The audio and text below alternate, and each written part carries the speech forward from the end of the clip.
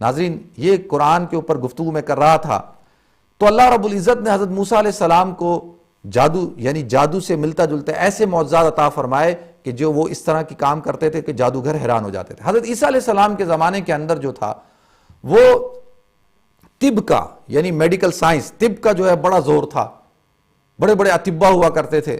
اللہ رب العزت نے حضرت عیسیٰ علیہ السلام کو وہی معجزات عطا فرمایا۔ آپ مادرزاد نابینا کے آنکھوں پہ ہاتھ پھیرتے ہیں وہ ٹھیک ہو جاتا ہے، برس کی بیماری والے کو جذام کی بیماری والے پہ ہاتھ پھیرتے ہیں وہ ٹھیک ہو جاتا ہے۔ اللہ نے ایسا معجزہ عطا فرمایا تاکہ ان کو پتہ چل جائے کہ یہ جو ہے وہ اللہ کا معجزہ ہے، یہ اللہ کے نبی ہیں، یہ کوئی جو ہے وہ کوئی ماہر آدمی نہیں۔ اسی طرح حضور اکرم صلی اللہ علیہ وسلم کے زمانے کے اندر جو تھا فصحاء بلغاء، عربوں کے اندر جو ہے وہ عرب اپنے آپ کو بولنے والا اور عجم اپنے علاوہ سب کو عجم کہتے تھے۔ عجم عربی زبان میں کہتے ہیں گونگے کو، یعنی ہم ہی زبان دان ہیں، باقی ساری دنیا جو ہے وہ گونگی ہے، عجمی کہا جاتا تھا، عجمی، آج بھی عجم کہتے ہیں وہ۔ ناظرین اور ایک ایک عرب جو ہے وہ فی البدی کئی کئی اشعار کہا کرتا تھا۔ اللہ کے رسول صلی اللہ علیہ وسلم کو جب اللہ رب العزت نے معجزہ عطا فرمایا قرآن کا، وما هو بقول شاعر، قرآن کہتا ہے، اللہ کہتے ہیں یہ کسی شاعر کا قول نہیں ہے۔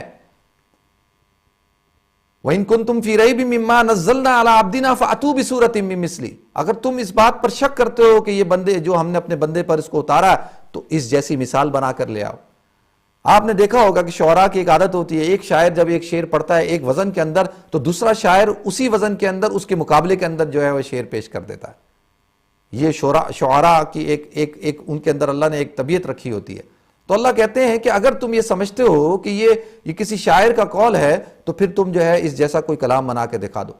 اللہ قرآن میں فرماتے ہیں قُلْ لَئِنِ اجْتَمَعَتِ الْإِنسُ وَالْجِنُّ عَلَىٰ أَن يَأْتُوا بِمِثْلِ هَٰذَا الْقُرْآنِ لَا يَأْتُونَ بِمِثْلِهِ، کہ اگر تمام کے تمام انسان اور جن مل جائیں اور اس جیسا قرآن لانے کی کوشش کریں تو لا یأتون بمثلہ، اس جیسا قرآن نہیں لا سکتے، ایک حرف نہیں لا سکتے۔ عرب کا ایک بہت بڑا شاعر تھا اور کفار اس کے پاس گئے اور کہا کہ اس قرآن جیسے کوئی ہمیں تم جو ہے وہ کوئی صورت بنا کر دے دو، کوئی شعر لکھ کے دے دو۔ ناظرین وہ کہتا ہے کہ میں کئی مہینوں تک سوچتا رہا کہ میں کوئی ایک قرآن جیسی کوئی ایک جو ہے وہ مصرع کہہ دوں۔ کئی مہینوں کی ریاضت کے بعد سوچ و بکار کے بعد جو ہے اس نے وہ الفیل والفیل وما ادراک ما الفیل لہو ذنب طویل وانف صغیر، لہو ذنب صغیر وانفہ طویل، یعنی وہ اس نے اشعار دیکھیں کیا کہتا ہے کہ یہ ہاتھی عجیب ہاتھی ہے، اس کا جسم بہت بڑا ہے، اس کی سونڈ جو ہے وہ بہت لمبی ہے، اس کی دم جو ہے وہ بہت پتلی ہے۔ جب اس نے یہ اشعار پیش کیے کہ یہ میں نے سورہ فیل کے مقابلے میں الم تر کیف فعل ربک باصحاب الفیل، اس کے مقابلے میں یہ جو ہے وہ شعر کہیں تو سارے اہل عرب جو ہے وہ ہنسنے لگ گئے اور اس کا مذاق اڑایا۔ اس نے کہا تم اس شعر کو جو ہے وہ اللہ کے رسول یا محمد صلی اللہ علیہ وسلم کے کلام کے آگے پیش کرو گے تو سب لوگ تمہیں دیوانہ مجنوں کہیں گے یہ شاعر ہی نہیں ہے۔ عرب کا ایک بہت مشہور شاعر تھا طفیل بن عمر الدوسی، قبیلہ دوس سے اس کا تعلق تھا، بہت بڑا شاعر۔ جب اس کو پتا چلا، جب اس نے سنا کہ ایک شخص آیا ہے وہ فی البدی ایک کلام پیش کرتا ہے اور وہ اس کو کہتا ہے کہ یہ کلام انسانوں کا کلام نہیں، یہ کلام رحمان کا کلام ہے، خدا کا کلام ہے، اللہ کا کلام ہے، اس کو بڑا شوق ہوا، وہ مکہ آیا۔ جیسے ہی اس کے آنے کی خبر پہنچی سارے قریش ابو جہل وغیرہ نے اس کو قابو کر لیا اور پوری کوشش کی کہ طفیل بن عمر الدوسی کو جو ہے وہ حضور اکرم صلی اللہ علیہ وسلم سے نہ ملنے دیا جائے۔ ناظرین لیکن وہ تو ایک مقصد لے کے آیا تھا، اس نے تو ملنا تھا۔ آتا ہے کہ وہ ایک دن چھپ چھپا کر حضور اکرم صلی اللہ علیہ وسلم کے پاس چلا گیا اور خاموشی کے ساتھ سنتا رہا، حضور کلام کر رہے تھے، تلاوت قرآن پاک کر رہے تھے۔ وہ تلاوت سنتا جاتا تھا، اس کے دل کے اندر اثر ہوتا جاتا تھا اور وہ حضور اکرم صلی اللہ علیہ وسلم کے پاس گیا اور کہا یا رسول اللہ میں آیا ہوں، بہت بڑا شاعر ہوں، آپ نے میرا نام سنا ہوگا، اور آج میں نے جو یہ کلام آپ سے سنا یہ کسی ما ھذا قول البشر، قرآن کہتا ہے یہ کسی بشر کا کلام نہیں ہے، کہتا ہے یہ کسی انسان کا کلام نہیں ہے، میں شاعر ہوں، مجھے پتا ہے کہ اشعار کس کو کہتے ہیں، لہٰذا میں اس قرآن کو سن کر اور آپ کے چہرے کو دیکھ کر جو ہے وہ ایمان لاتا ہوں۔ اللہ کے رسول صلی اللہ علیہ وسلم خوش ہو گئے اور کہا طفیل جاؤ اپنے قبیلے کے اندر جا کر جو ہے تبلیغ کرو۔ آتا ہے کچھ عرصے بعد طفیل واپس آئے اور کہا یا رسول اللہ میرا قبیلہ جو ہے وہ میری بات سنتا ہی نہیں ہے، وہ ایمان لاتا ہی نہیں ہے، اب میں کیا کروں؟ تو اللہ کے رسول صلی اللہ علیہ وسلم نے کہا ہے طفیل ہاتھ اٹھاؤ، اور ہاتھ اٹھائے، اللہ کے رسول نے ہاتھ اٹھائے اور دعا کی اللہم اہد دوسا، اللہم اہد دوسا، اے اللہ پورے قبیلہ دوست کو جو ہے وہ ایمان عطا فرما۔ حضرت طفیل کہتے ہیں میں واپس جب اپنے قبیلے میں پہنچا تو میرا پورا کا پورا قبیلہ جو ہے وہ مسلمان ہو چکا تھا، اور حضرت ابو ہریرہ رضی اللہ تعالیٰ عنہ کا تعلق بھی جو ہے قبیلہ دوس سے تھا، اور طفیل بن عمر الدوسی کے کہنے پہ وہ بھی ایمان لائے، اور جنہوں نے سب سے زیادہ احادیث روایت کی۔ ناظرین، میں آپ حضرات کے سامنے کلام پاک کا بیان کر رہا ہوں، قرآن کتنی عظیم کتاب ہے۔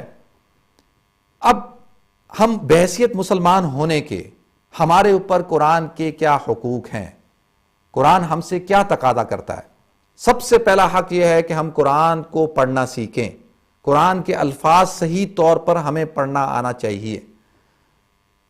یعنی اگر کسی کو قرآن پڑھنا نہیں آتا تو وہ آج سے شروع کر دے۔ اللہ کے رسول صلی اللہ علیہ وسلم نے فرمایا کہ جو شخص محنت کرتا ہے قرآن پڑھنے میں اور اس کو تکلیف ہوتی ہے، اس کو دقت ہوتی ہے، اس کو ڈبل اجر ملتا ہے، ایک تو محنت کرنے کا، دوسرا اس تکلیف کو اٹھانے کا۔ ناظرین، اس کے لیے عمر کی قید نہیں۔ جب انسان، کتنے انسان ہیں، ایک بڑے 70 سال کے بزرگ میرے پاس آئے اور کہا کہ مجھے قرآن پڑھنا ہے۔ میں نے کہا، اور کہتے ہیں مجھے شرم آتی تھی کہ میں کسی سے کہتا تھا، لیکن آج مجھے شرم نہیں آ رہی۔ میں نے کہا بس آپ نے ارادہ کر لیا، اللہ رب العزت آپ کو قرآن سکھا دیں گے۔ ناظرین، دوسرا حق قرآن کا کیا ہے کہ ہم قرآن کو سمجھیں، قرآن ہم سے کیا تقاضا کرتا ہے، قرآن کے اندر اللہ رب العزت ہم سے کیا مطالبہ کرتے ہیں۔ ناظرین، اگر میں خط لکھوں کسی کو، کوئی مجھے عربی زبان کے اندر خط لکھے، فرینچ زبان کے اندر خط لکھے میرا کوئی دوست، اور مجھے اگر وہ سمجھ میں نہ آتا ہو تو میں اپنے کسی جاننے والے کے پاس جاؤں گا جو فرینچ جانتا ہے، اس کو کہوں گا اس کو پڑھ کے سناؤ اس میں کیا لکھا ہے۔ اگر اس میں لکھا ہو کہ تمہیں میں یہ دیتا ہوں، میں تمہارے لیے یہ تو مجھے کتنی خوشی ہوگی، اور جب تک مجھے نہ پتہ چل جائے میں اس وقت تک بے چین رہوں گا۔ اللہ رب العزت نے یہ قرآن، ان ھذا القرآن یہدی للتی ہی اقوم، یہ قوموں کی ہدایت کے لیے ہے، ھدی للناس، تمام کی تمام انسانیت اس سے ہدایت پکڑتی ہے۔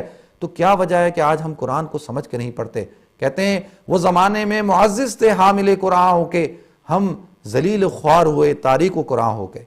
ناظرین، تیسرا حق کیا ہے کہ جب ہم اس کو اچھی طرح پڑھیں، پھر اس کو سمجھیں، اور سمجھنے کے بعد قرآن جو ہم سے زندگی مطالبہ کرتا ہے، قرآن کے جو احکامات ہیں ان کے اوپر عمل کریں۔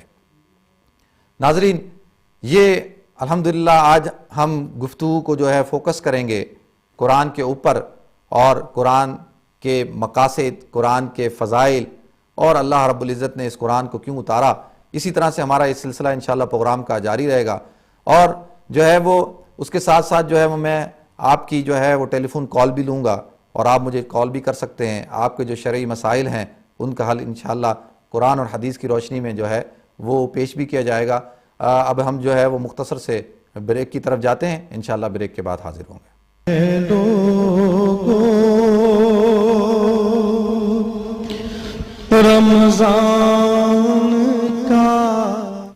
السلام علیکم ورحمۃ اللہ وبرکاتہ۔ ناظرین، میں عبدالوہاب آپ کو ایک دفعہ پھر پروگرام رمضان ہمارے ساتھ میں خوش آمدید کہتا ہوں۔ ناظرین، الحمدللہ آج ہم جو ہے وہ قرآن کے اوپر گفتگو کر رہے ہیں۔ اللہ کے رسول صلی اللہ علیہ وسلم نے ارشاد فرمایا، سیأتی علی امتی زمان، کہ میری امت پہ ایک زمانہ ایسا آئے گا، لا یبقی من القرآن الا رسمہ، کہ قرآن نہیں رہے گا مگر اس کے الفاظ رہ جائیں گے، ولا یبقی من الاسلام الا اسمہ، اور اسلام نہیں رہے گا مگر اس کا نام رہ جائے گا۔ ناظرین، اگر آج کے ہم زمانے کو اس حدیث کے اوپر منطبق کریں، اور اللہ کے رسول صلی اللہ علیہ وسلم نے 1400 سال پہلے اس حدیث کو بیان کیا، ناظرین ہم یقین جانیے اس حدیث کو آج کے وقت کے اندر منطبق کر سکتے ہیں۔ یہ آج کے حالات پہ کے عین مطابق ہے۔ آج قرآن جو ہے صرف ایک برکت کی کتاب سمجھی جاتی ہے۔ قرآن شکوہ کرتا ہے کہ مجھے جلدانوں کے اندر، مجھے کپڑوں کے اندر لپیٹ کر الماریوں میں اوپر اونچی جگہوں پہ رکھ دیا، اور اس کو کئی کپڑوں میں لپیٹتے ہیں تاکہ جو ہے وہ کبھی بھی زحمت نہ ہو کھولنے کی۔ آتا ہے کہ 4 چیزوں کو دیکھنا عبادت ہے۔ سب سے پہلے بیت اللہ کو دیکھنا عبادت ہے۔ کوئی آدمی کچھ نہیں کر رہا، بیٹھ کر بیت اللہ کو دیکھ رہا ہے حرم کے اندر، اس کے اوپر بھی کئی ہزار جو ہے وہ نیکیاں اتر رہی ہیں۔ اسی طرح سے اپنے والدین کی زیارت کرنا عبادت ہے۔ محبت سے اپنے والدین کو دیکھ رہا ہے جو شخص، یقین جانے اس کو بھی دیکھنا، والدین کی زیارت عبادت۔ اور اسی طریقے سے قرآن پاک کو کوئی آدمی پڑھ نہیں رہا، صرف کھول کر دیکھتا ہے، اس کو دیکھنا بھی عبادت ہے۔ اسی طریقے سے صحیح علماء کرام، بزرگان دین کو دیکھنا بھی جو ہے وہ عبادت ہے۔ ناظرین، آج قرآن صرف برکت کی کتاب سمجھی جاتی ہے۔ آج قرآن جو ہے وہ صرف اس لیے پڑھا جاتا ہے کہ اگر کسی کا انتقال ہو جائے تو قرآن خوانی کر لی جائے اور اس کا ایصال ثواب کر دیا جائے. یہ بھی اس کا ماشاءاللہ فوائد ہیں. قرآن پڑھنے کا ضرور ثواب ملتا ہے، لیکن اس کا مطلب ہرگز نہیں ہے کہ قرآن جو ہے وہ اسی لیے جو ہے وہ اترا ہے. ناظرین انشاءاللہ ہم گفتگو کرتے رہیں گے. ایک اور ہمارے آج کے پروگرام کے جو پہلے کالر ہیں دیکھتے ہیں کون ہے. السلام علیکم. ہیلو، السلام علیکم. وعلیکم السلام ورحمۃ اللہ وبرکاتہ. جی میری بہن. جی میں آپ سے یہ سوال کرنا چاہتی ہوں کہ عورتوں کے جو ایام ہوتے ہیں جی وہ ان کے بارے میں جاننا چاہ رہی تھی کہ اگر آپ پلیز یہ تھوڑا سا گائیڈ کر دیں. اگر نارمل کسی کے ٹائم فار ایگزامپل 3 تاریخ ہو ہر ماہ کی، تو اگر اسے یعنی کہ 26 کو اس طرح یعنی کہ جسٹ ڈارک سا لگنا شروع ہو جائے، 3-4 دن گزر جائے، تو وہ ایسے ہی معاملہ رہے، یعنی کہ تو اسے گرمی روزوں کی سمجھی جائے گی یا اپنے آپ کو یعنی کہ میں بتاتا ہوں روزے چھوڑنے چاہیے، نماز چھوڑنی چاہیے؟ اور اگر اس طرح والا معاملہ ہو کہ وہ پریشان ہو کہ میں روزے رکھوں نماز پڑھوں، یا اس کے پھر کیا یعنی کہ اس کے لیے شرعی طور پر پلیز اس کی گائیڈنس جی میں بتاتا ہوں بالکل. آپ پروگرام دیکھیں. میں نے یہ جاننا چاہتی تھی کہ اللہ تعالیٰ کے جو اسماء الحسنی ہیں وہ میں اگر ان کو میں پڑھنا چاہوں 1.25 لاکھ دفعہ تو پڑھ سکتی ہوں، یا اس کے لیے کسی کی اجازت کی ضرورت ہوتی ہے؟ ٹھیک ہے میری بہن میں بتاتا ہوں. مکمل اگر آپ اس کو ہر روز 10 دفعہ پڑھنا چاہیں تو اس کے لیے کسی کی اجازت کی ضرورت ہوتی ہے، یا آپ اس کو پڑھ سکتے ہیں خیر و برکت کے لیے قرآن پاک کی؟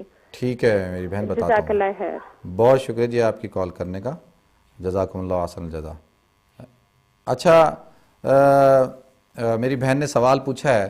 دیکھیں اللہ رب العزت نے مرد کو عورت کو تخلیق کیا اور اس کے اندر کچھ ایسی چیزیں رکھی ہیں کہ جس کی وجہ سے جو ہے وہ جب عورت کے اوپر وہ دن آ جاتے ہیں، جب پیریڈز کے ایام شروع ہو جاتے ہیں، ایام مخصوصہ، تو اس کے اوپر روزہ رکھنا اور نماز کو پڑھنا جو ہے وہ منع ہے. نماز کی جو ہے وہ قضا نہیں کرے گی، روزے کی وہ قضا کرے گی.